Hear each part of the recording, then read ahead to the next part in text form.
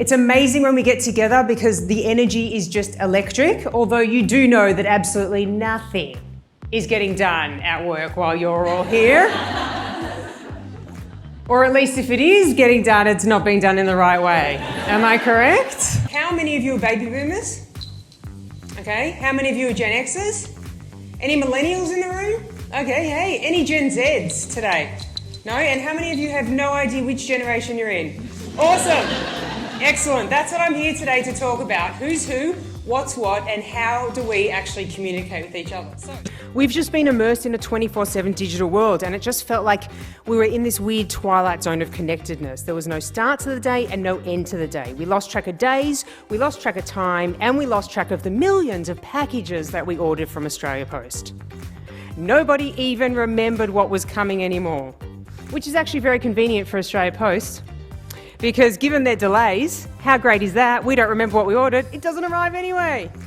In it, every hour, every second, millions of people around the world are posting, commenting, and chronically oversharing.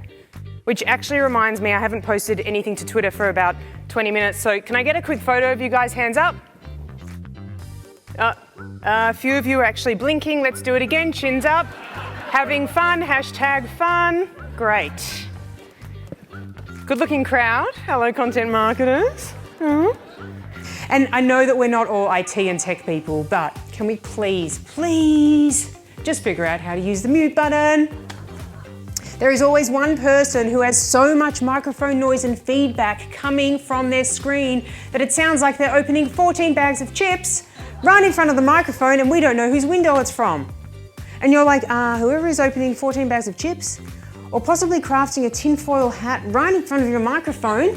Can you not do that? Please, thank you. Well, as you can see today, I have some magical props. So I'm going to show you how the power of magic and a magical mindset can help us embrace change and everything that lies ahead with a brand new sense of enthusiasm, excitement, and joy.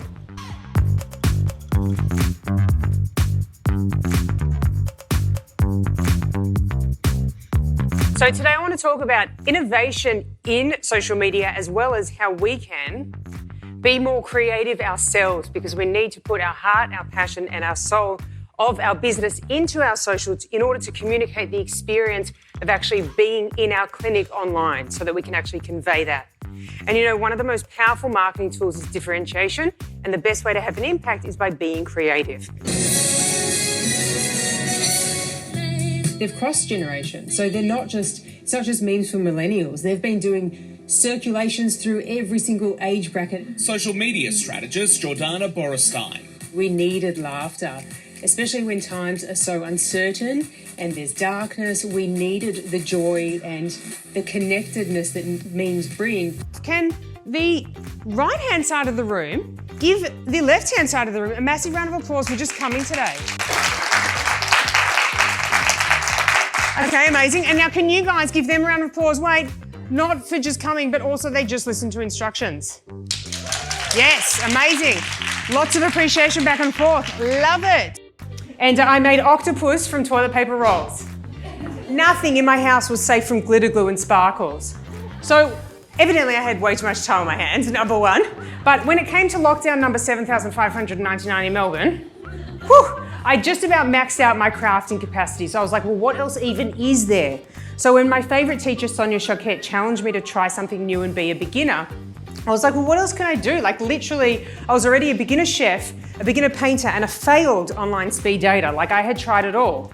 So I was like, what else is even possible? So I chose the impossible, magic, which seemed so far out of my reach and even harder to perform during a pandemic, in lockdown, without an audience. Last night, I went online to do 3 things, right? Check my banking, look at my Google Analytics, and read some emails. 3 hours later, I'd done none of those things. But I was busy. I found 3 new photos of Ryan Gosling without a shirt on.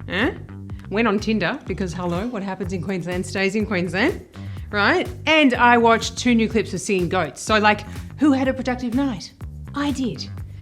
Our creativity as a collective was extraordinary, and what we achieved was far superior to what we ever thought or ever imagined was actually possible.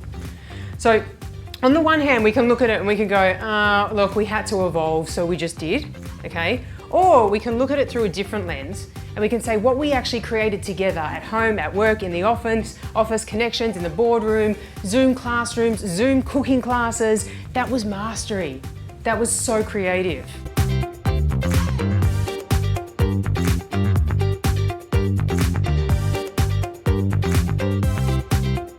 So whenever you're thinking about your visuals, you always want to think about what emotion do you want to create? What emotion did that just create for you, right? So if we look at this smiling, disproportionate sized man with briefcase, how do we feel? What do we feel? Nothing, yeah? What about this? Aww. Cute, fuzzy, wondering if its owner is like really twisted. Why is it wearing a necklace? It's probably embarrassed. What about that one? Oh, that one always divides the parents from the non-parents. And also raises the question, is it crying because the ear is pierced? I don't know, just the thought. I embody the exact characteristics that likely annoy each and every one of you who is struggling to understand and having difficulty managing Gen Y staff. Okay, but don't blame it on me, all right? It's not my fault, which is what every millennial says when anything goes wrong. And like, I know it's hard for you guys. You have to put up with like so much from us, okay? We have really high expectations.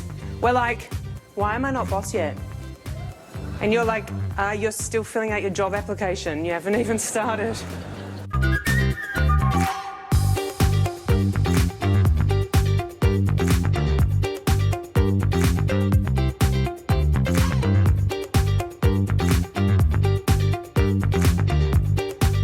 This is not going to be like a run-of-the-mill boring magic show, so we'll just take the rabbit and chuck that away because we don't need it. Okay, so as you can see, I'm not a traditional magician. Firstly, I'm female. Thank you. Not wearing a suit or a tuxedo. Oh, thank you. And I will not be crash tackling out of a Houdini straitjacket. Unfortunately, I was ordered to leave mine at the facility.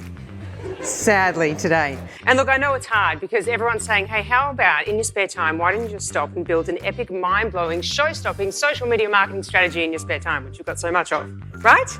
You're like, yes, yes, yes. If you just click your fingers like this, if you just go like that, yeah, you have an amazing, amazing social media strategy because it doesn't work like that. Because we all, no matter what industry we're in, we face the same questions. Which content do we post? How do we differentiate our brand and our services? How do we get visibility? And how do we create engaging content that inspires interaction and helps us build a thriving community online? I'm actually really excited to be here today. Do you know, usually when I present at conferences and events, I'm really worried about my dress and about my hair, but today all I really care about is, do my boots have enough arch support?